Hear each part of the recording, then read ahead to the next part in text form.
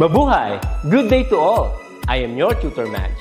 Welcome to ETUlay, a free online tutorial, an initiative of the Department of Education, Information and Communications Technology Service, Educational Technology Unit, ICTS EdTech. This program is aimed at helping and assisting learners from kindergarten, senior high school, ALS, Alive, and SPED learners. Aside from answering the modules, the ETUlay is offering programs which you will surely look forward to. Together with our parents and teachers, the ETUlay will bridge the gaps where difficulty and ease meet in learning new knowledge and skills.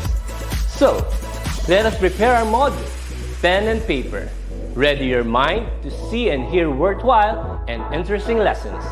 Let us now study and learn, together with our volunteer online tutors. Tara na!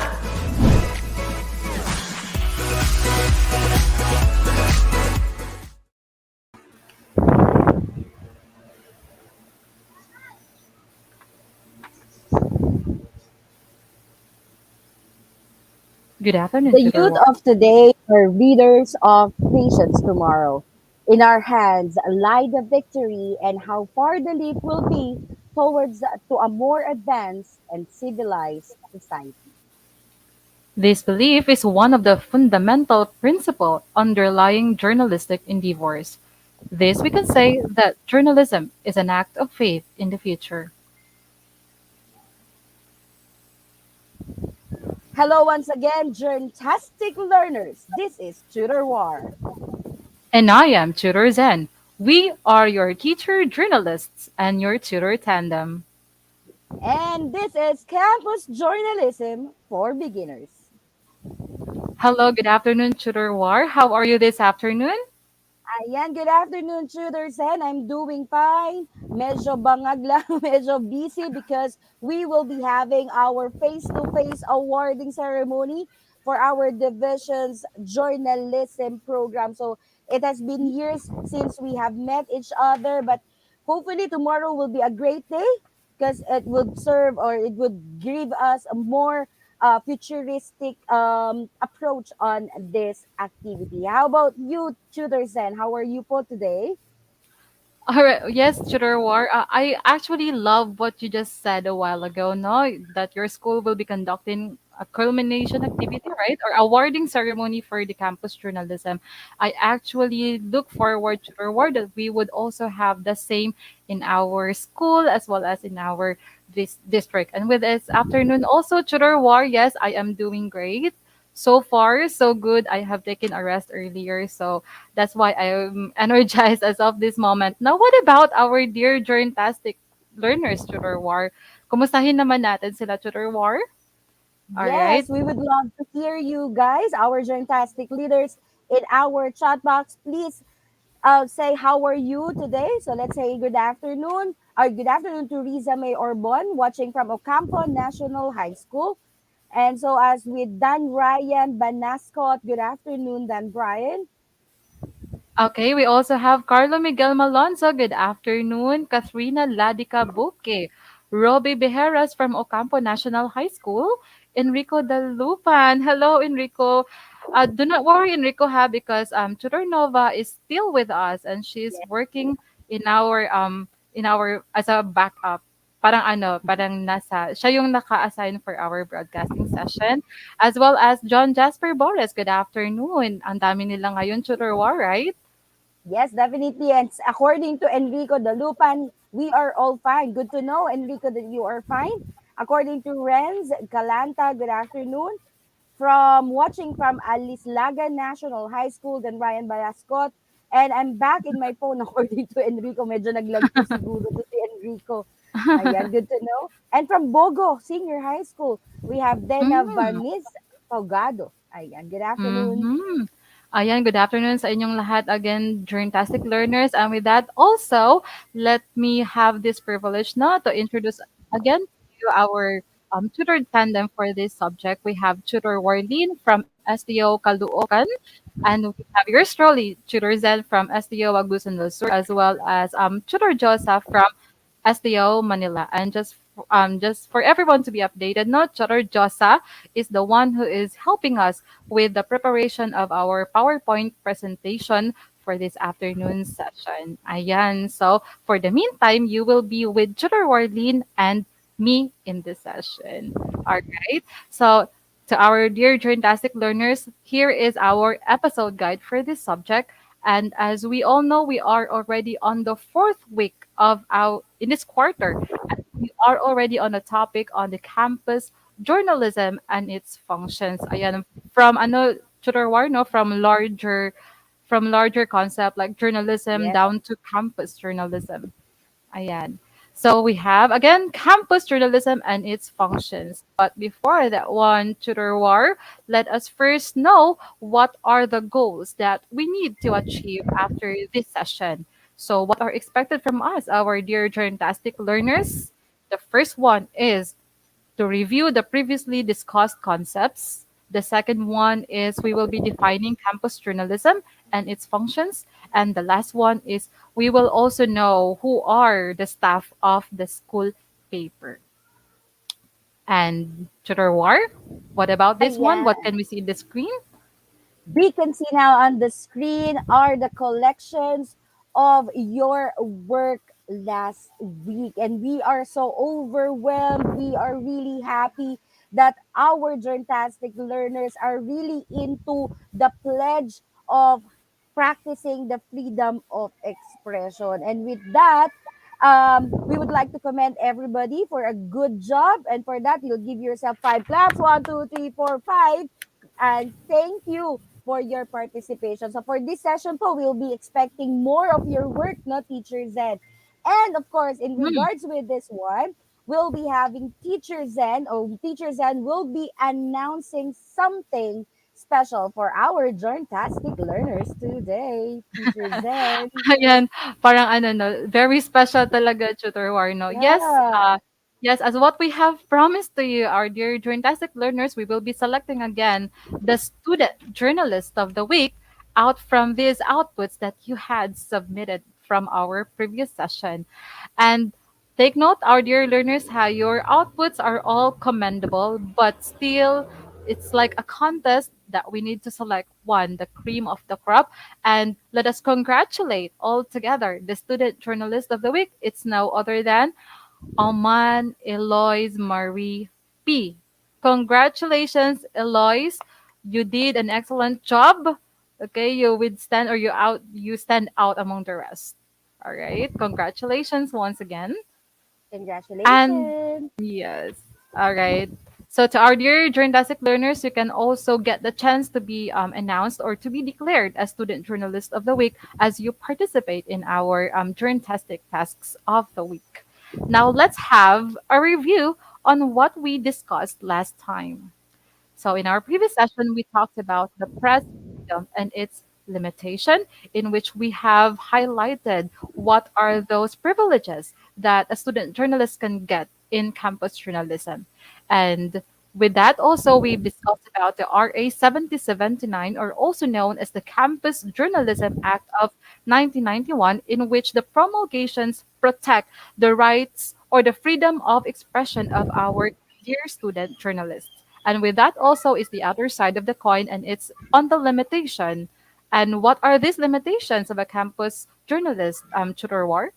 Ayan. So remember po, no, mga journalistic learners, and every responsibility that we have, dapat we know with every power that we have to be responsible with it. So with the freedom of expression given to us, there are also some limitations that we need to look after too, so that we will not be barred into other side of the coin. So let's have first the libel. So you have to make sure, no, that every time that you write something, whenever you try to uh discuss an issue about someone or about an event, you have to make sure that it is not libelous, meaning to say it would not be hurting somebody else's, no? So we keep on hearing the words over and over again last meeting that we should be aware of what we are doing. We must be able not to step onto somebody else's shoes.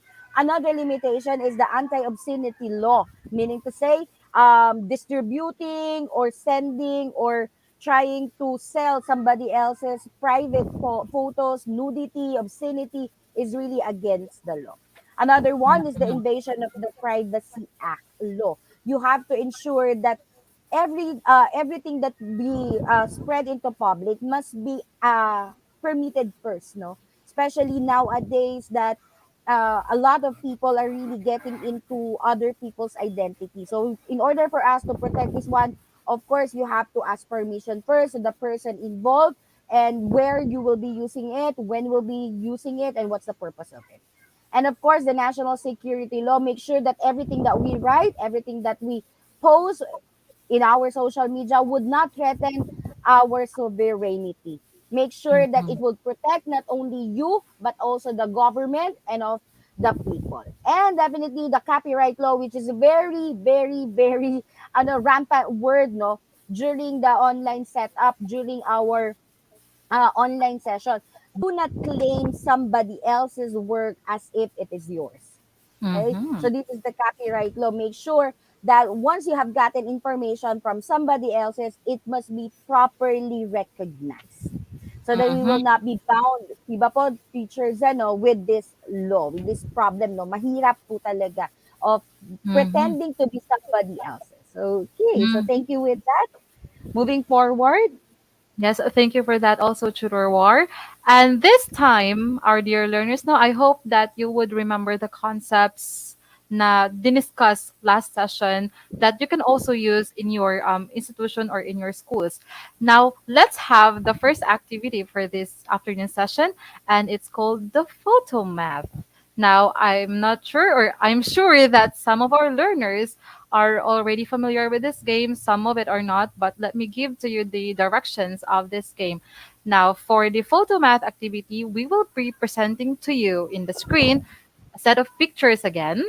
And this time, you will be getting phrases out from the names of these pictures so that you can identify the words that we're looking for in each set.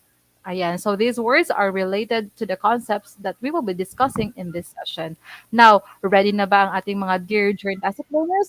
If you are, type 1 in the comment section. Ayan. What about you, Tutor War? Excited na ba to have this activity? Yes, definitely, Tutor Zen. I'm really excited to know who among our students are really into today's session. Yeah, so I Mm-hmm, can see a that's lot of it. ones already, Teacher all, Zen. all right, Tutor War. So let's start. And this is pictures. Ayan. So in this part, we have photos of here of Ed Sheeran at the same time a woman who is eating, and the last one is a picture of Thor. Now, what do you think, our dear learners, is the word that we're looking for in this set? So, teacher, Mm-hmm. all they need to do is to type number one and then the word that they are uh, That we formulating. are Or, looking for. mhm. Mm-hmm. Yes, So, what do that's you think right. is our word for today? Oh, we Oh, have in okay. here from Rovic Romero Ampungan Chorwar, and he says editor. We also have Rafael Ray Encela, editor. Renavanis Pagado, editor. Now let's check if your answers are correct, our dear Journtastic learners. All right. Yay. Yay, well done for the number one. Now let's go to the second one. Yeah. So, Mm-hmm. what do you think the picture says? There's an Mm-hmm. S plus. Mm-hmm. What is this picture? What do you call this area in the picture? Where we can find this one? Have you Ayan. been here, Teacher Zen, Tutor Zen, in Yes, one of Tutor the War. many? Yeah, for how many times? What about you, Tutor War? I've Nakaano na been din to dito? few, some in Batangas, some in Oh. Caticlan, in Iloilo. Mm. You're definitely a traveler, Tutor War. I've been to some. Ayan. Mhm. What do Right. you think the word is? Mhm. So marami pa din sumasagot, Tutor War, no, na editor, and our learners are correct for that one, for the item Hmm. number one. Now, what about for number two? The word, as a clue, the word starts with letter S, and then you add the word that will describe the photo in here. So what do you think? So S. it the photo has some ano ba to? what do you call this one? Mga bangka, yeah, Yes, pump boat. boat. Yes. Mhm. Where can we usually see this kind of So, transportation? yan. Oh, okay. Okay, so we have from Howard Manluluyo, sport. Aha. Asay. Now let's try to check if Howard's correct. Howard's answer rather is correct. Let's reveal the answer to the war. Yes. Okay, so you got it correctly, Howard. That's the name, right? To the war. Yes, Okay, indeed. It is Howard. Who got it first? Howard, you got it correctly for number two. Okay, congratulations. Now let's have the third set of photos. Now, what do you think, our dear fantastic learners, is the word that we're looking for in here? Okay, we have the first photo. The woman is lying on the bed. So it should be love, L. Right, Chudorwar? It's already a giveaway, 2%. Yes. Mm-hmm. How about on the second picture? It's something like, oh, okay. I Oh, see somebody who have already guessed it correctly. mhm. We Let's have see a if that few is the rows. correct answer. All right. Yes, for the third Okay. set. Congratulations. And Robic got the correct answer. It's layout. Yes, Okay. congratulations, Rovic. Mm-hmm. And the last one we have in here. What do you think is the word that we're looking for, dear fantastic learners?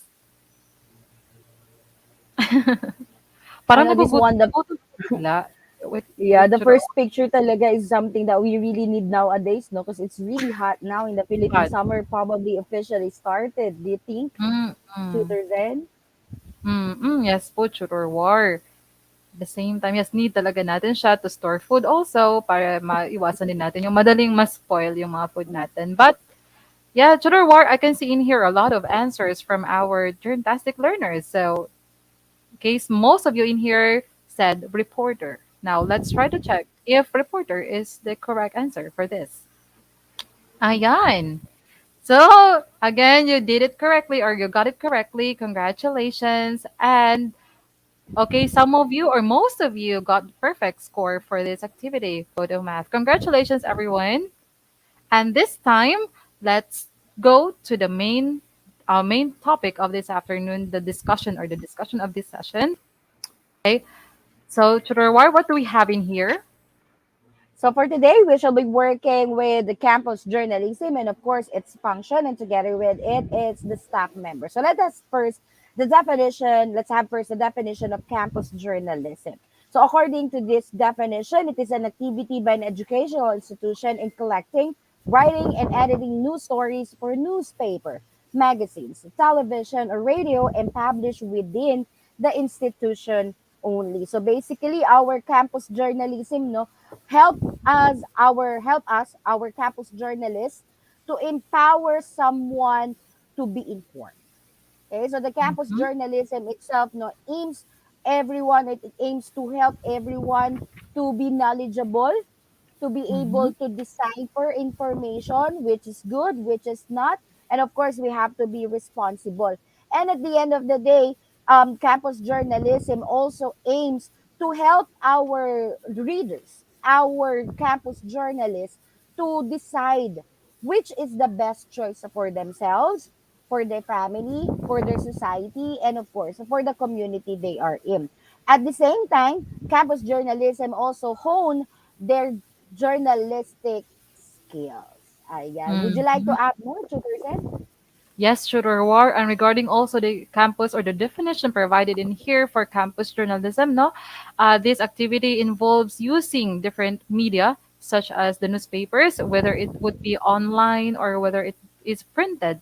And then we also have the magazines, television, or any medium that we can use just for the dissemination of information that are of relevant to our readers, not only to our fellow students, but also to our homes, and to our community. So, from the yes, from what I had said earlier, Chudorwar, no, journalism to campus journalism, and for this afternoon, we will also know what are the roles of this campus journalism, most specifically in our society or in our school and in our society in general. Now let's have this one, the functions of journalism or campus journalism. Now, what are these functions, our dear journalistic learners? All right. So the first one is campus journalism. Campus journalism is established to serve as a laboratory for young writers to develop their journalistic writing skills. Ayan. So a lot of us psychologists, Tudor War, would assert this notion, no, that um, ang ating mga learners, they have to be developed. They have to be honed in their earlier years. Kasi yung earlier years natin, Tutor War, that's the most crucial years for a child.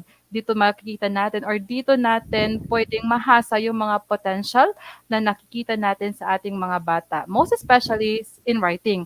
Now, if ever the child is being seen with the potential of having these journalistic skills, then campus journalism would pave the way as a laboratory, as a starting off, or as what do you call this, starting line of their journey towards or in the campus journalism. Ayan. So, habang bata pa yung ating mga Yes. students, namumold na sila in the journalism. Now, what about you, Tutor War? Would you like to add to that also? Yeah, in connection to what you have said, no, teacher Zen, tutor Zen, in the younger years, we must be able to develop our students this ability, no, to become responsible, be incredible. That's why po, as an SPA, school paper advisor, I really try to get campus journalism from grade 7 to grade 8, because I know once they have already trained them from these 2 years, no, from these younger years, once they have reached grade 9 and grade 10, they have already reached the potential and tend to become winners. And ano naman po talaga, so far, ganun yung nangyayaring trend. Though it's gonna be really, no, sabi nga talagang kailangan sumugal as an SPA for you to look, no, look for the future of the journalism. Talaga susugal ka do sa pagtitrain doon sa mga bata. But then again, at the end of the day, you will reap what you have saw. Yan. So, thank Mm-hmm. you po, Tutor Zen. And the next part po, another Okay. function of campus journalism is to enhance critical thinking of the reader. So you have to make sure po, no, that campus journalism would help us distinguish or decipher which is good, which is not, which is fake, and which is real. So as campus journalists, we shouldn't go only or look only to the shallow part of what you are seeing. You always have to go in depth, no, of what the eyes, no, you go beyond what the naked eyes can see, so that Mhm. we could able to understand clearly what's the purpose of the writing. Is it about sisiraan lang ba yung isang tao? Is it only one-sided? Or is he would that like to pretend that he is the only one who is good or has the right idea? So as campus journalists, we have to understand how to analyze things, how to have an in-depth analysis of what we are going to write, and of course of what we are reading. Okay, would you Mhm. like to add more, Tutor Zen?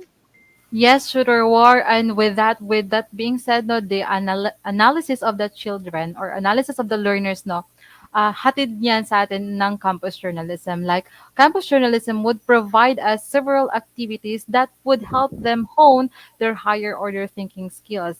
Um, Say for example, Shooter War, no, yung bata, o yung typical child or typical learner, that learner would be aware of the fact na bawal magtapon in this area, bawal magtapon ng basura in this area. But what would be developed in a journalism or in a journalist is that it goes beyond that concept. Like, it goes beyond knowing na bawal magtapon dyan.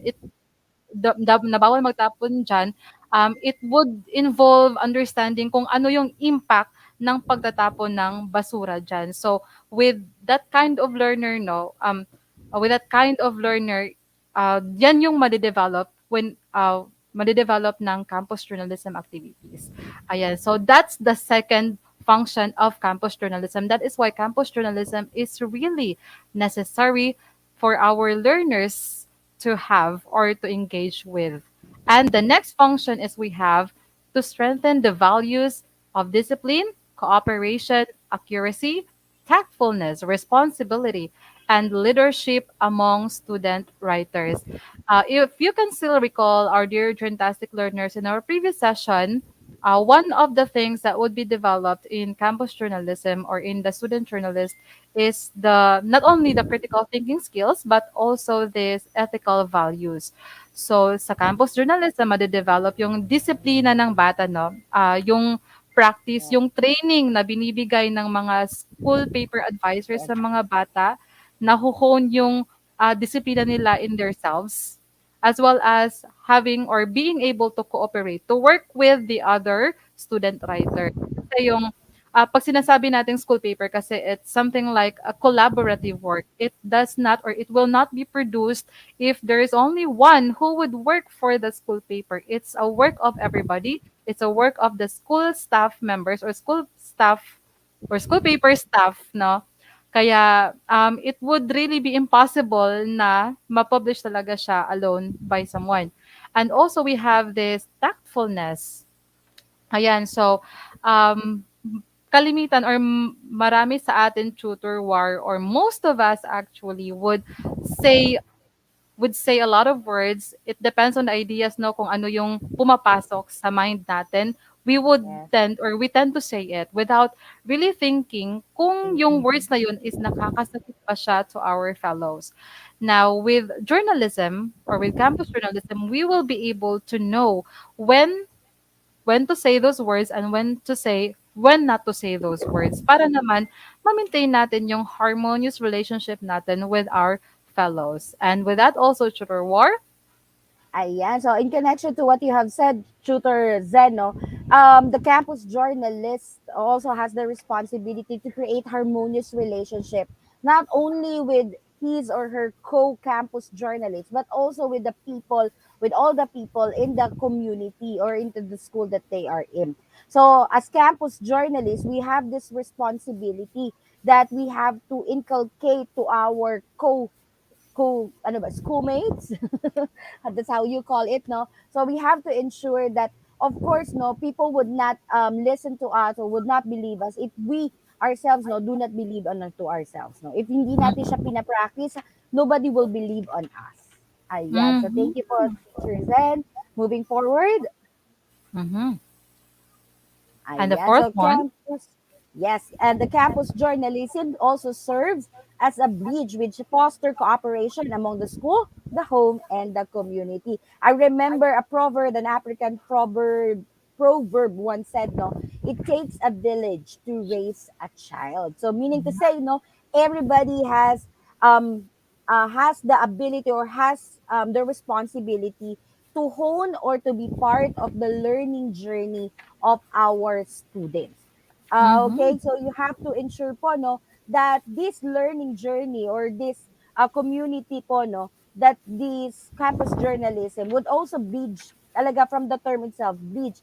Kasi po siya po yung nagtatawid of the information, of the data, what's happening in the school, what are the whereabouts of the school, nag-improve po ba yung sistema ng school, may mga bagong buildings po ba, what are the achievements of the learners, tumaas po ba ang score natin sa sa national achievement test. So with the newspaper, as a campus journalist, we have the responsibility, we have the voice po, no, to say or to show our people that we are improving as a community. Would you like to add more, Tutor Zen? Yes, Tutor War, no? I remember what you said earlier also, Tutor War, in our rehearsal, no, that it would be chaotic if, Yes. if there is what we call inconsistency when it comes to the communication that's coming from school to the home and to the community. Like, parang ano siya, and community, vice versa. Ayan, so, campus journalism would serve as a medium para ma-establish natin yung relationship ng school tsaka nung community for the information that we are disseminating in our school paper. At the same time, Tutor War also, the campus journalism serves as a medium to educate the rest of the members of the community. Dear Journalistic learners, we are aware of the fact na hindi lahat ng mga members ng ating community have this what we call privilege to access information. So campus journalism would pave the way, and For example, kung hindi man sila maka-access just like using the internet or they don't have these gadgets, at least we have these printed materials that we can give to them para ma-educate natin yung ating mga fellows. Ayan. So that's the fourth function of campus journalism. And the last function that we have in here is campus journalism informs the readers of timely and factual events. So whatever are the recent occurrences in our society, naka-publish yan, makikita natin yan sa ating school paper. At the same time, factual events, these events that have these details from credible sources. Ayan. So, for example nito, Tutor War, no, is the war that is going on between Russia and Ukraine. So, geographically speaking, napakalayo ng Philippines to Russia, napakalayo ng Philippines to Ukraine. But what happens is that we are aware of what is going on, even minute details of it in the war. Because and this is all because of journalism. This is all because we have this um, we have disseminated information through the various media that we have access to na para malaman natin kung ano yung mga nangyayari. Ayan. So, would you like to add also to that one, Tudor War? Yes, no, teacher, because of the news, no, with the power of media, we were able Mm-hmm. to understand what is really happening. But of course, no, we have to decipher which news is saying the truth and which news is saying not. But of course, we cannot deny the fact that there is a war happening in Ukraine and Russia, and definitely, just like what you have said, no, geographically speaking, we are really far from them.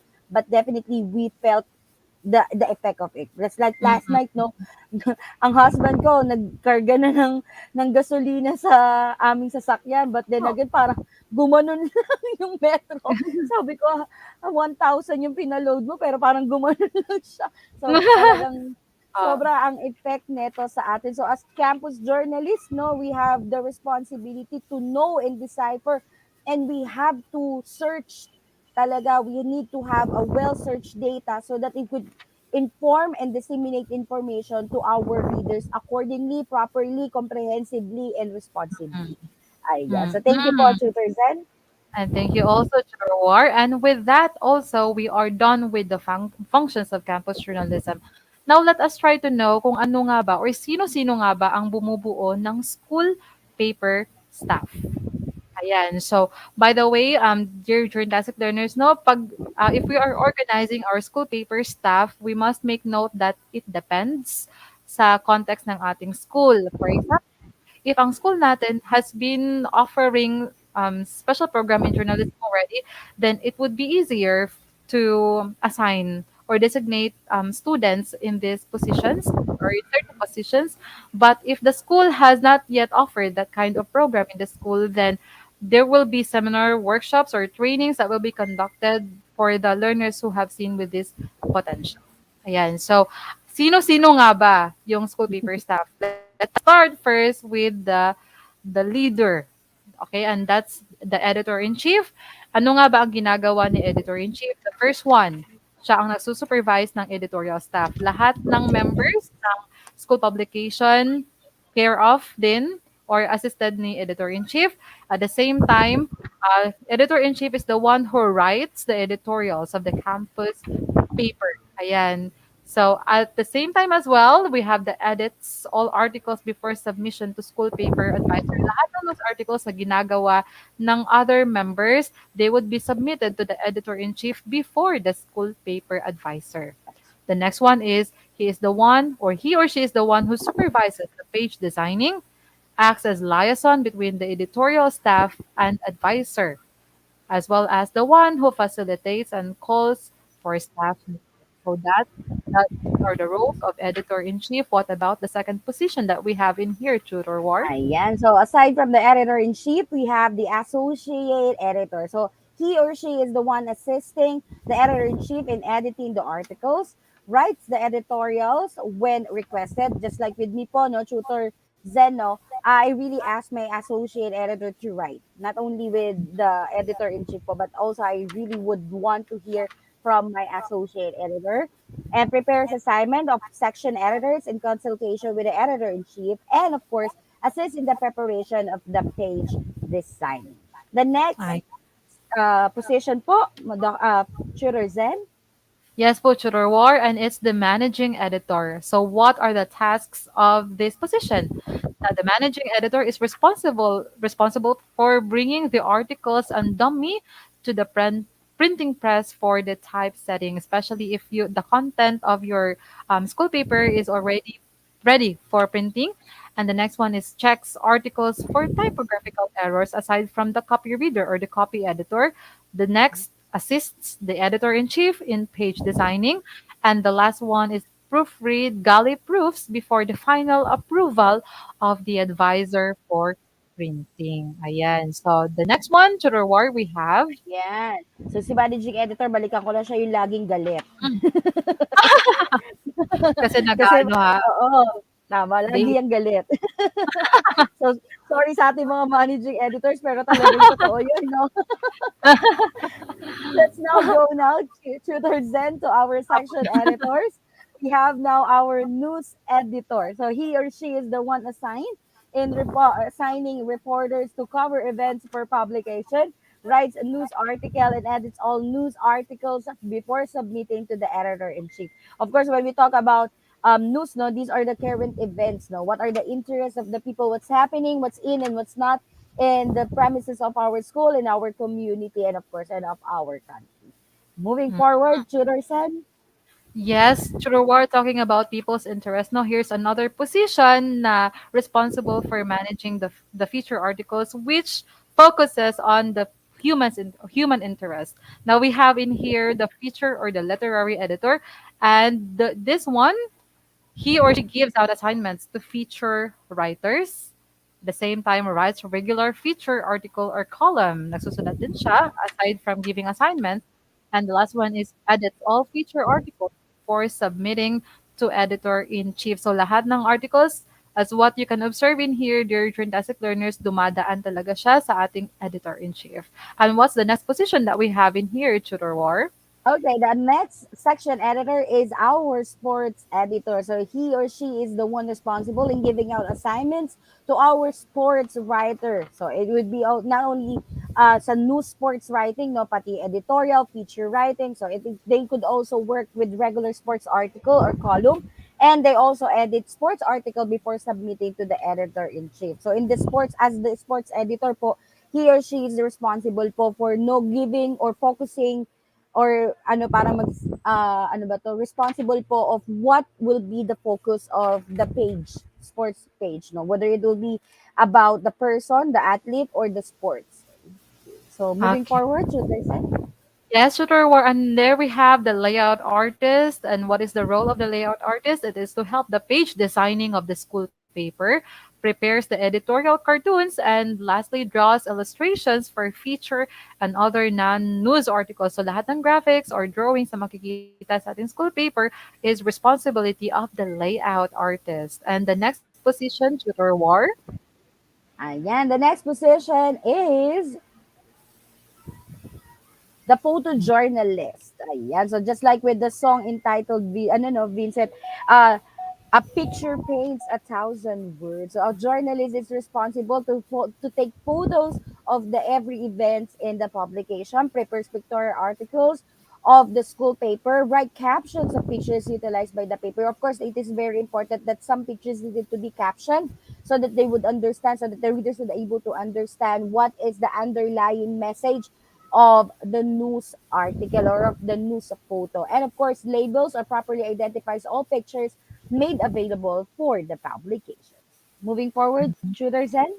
Yes, Tudor War, we have here the circulation manager, in which he or she is the one who makes up a list of school papers sent by different schools and then mails copies of his own school paper to these schools. Parang nag-exchange ng ano no, school papers, their fantastic learners. Responsibility yan ni circulation manager. At the same time, files or displays their newspapers, distributes school papers to school constituents, and keeps files of school information. Parang ano siya, no, si documenter, si circulation manager. And the last position that we have in here, Tutor War, is Ayan. So, ano ko lang, dagdag ko lang po, Tutor Zen, no? si circulation manager ang tagapulot kapag may mga dyaryo na iniiwan ng mga bata. Na-experience ko po yan, lahat ng circulation manager ko. Every time that we will be distributing ano po, no, newspaper, babalik yan sa akin, umiiyak. Ma'am, they do not know how hard it is to make a newspaper and so on and so forth.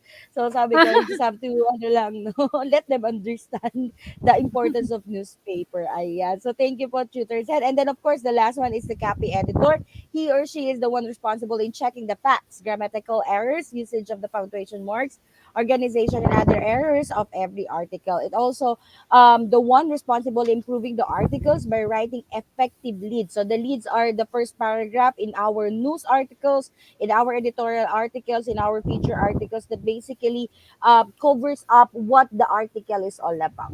Okay, so it writes Mhm. the headline and decides its the typography, and gives instruction to the typesetter regarding the font style, and of course the number of columns to be used. And that's it. Uh, Tutor yes. Zen. Yes, thank you so much, Tutor Warno. And that's it, our dear Fantastic learners. The different that would make up the school staff or school paper staff. Now, to our dear Fantastic learners, tutor war, since we don't have enough time to have this activity, we will have this activity in our next session, our dear fantastic learners. Kaya antabay lang kayo in our next session because we will be identifying kung sino ba tong tinutukoy na what do you call the staff member out from these descriptions. But so much for that. Let's have first this campus journalistic task of the week na alam naman natin, Sugar War, no? Na pinaka-aantay ng ating mga students for the Student Journalist of the Week recognition. Now, what is our journalistic task of the week, Tutor War? Yes, so I know that you are all excited for this week's activity, and the title of our activity is I Dream, I Become. What are you going to do is to flex your dream campus join role, or if you are having a current position, you may use it now through an infographics, brochure, creative poster by sharing it to us, its role and task in the newspaper. Make a summary of your task and highlight the importance of this role in the campus journalism. Again, what is your dream role, and you may use it or write it through an infographics, brochure, or creative poster. Ayan. And do not forget also, our dear Journtastic learners, know that you can upload your outputs for this task in our Facebook ETUlay group. And the link is provided below. You may save that one, our dear Journtastic learners, for your reference later on in your submission. At the same time, do not forget to use the hashtag Campus Journtastic Task. Again, do not forget to use the hashtag Campus Journtastic Task. Ayan. So, with our reference tutor war, For our reference, we are using the Campus Journalism in the New Generation by Jelly Eligio El Cuno, the 2011 edition. ayan. And also, our dear journalistic learners, DepEd ETUlay is also participating in the Women's Month celebration again. And this will last from or will start from March 1 until March 31, 2022. Ayan, it's for the women empowerment. And with that, tutor war, thank you so much to our dear journalistic learners. And please stand by because we will still have the e-teatro class after this session. And do not forget the link provided below for your feedback in our session this afternoon. Now, would you like to leave a message to our dear journalistic learners, Tutor War? Yes, it has been a productive and wonderful session being with you today, our dear fantastic learners. So I hope by next week you will still have the same enthusiasm, the same energy that you have accorded to us today. Together with Tutor Josa, this has been Tutor War, reminding everyone to always be happy and don't forget to smile. Tutor Zen? Yes, Tutor War, and this is also Tutor Zen, dear fantastic learners, saying that we are just travelers in the lane of love and learning. Down the road, we will surely meet again. So it's a productive session for this afternoon, everyone, and God bless. And we do hope that you practice what you have learned in your respective schools. God bless us all, and have a nice day. God bless us. Congratulations to all the winners of the Division of Caloocan City's Journalism Contest. Congratulations po sa ating lahat. Congratulations.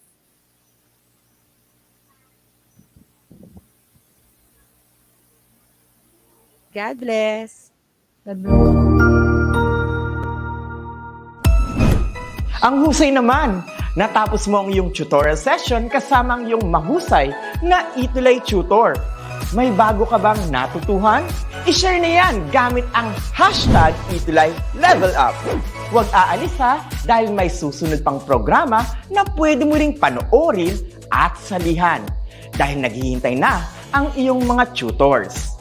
Happy learning dito sa ETUlay!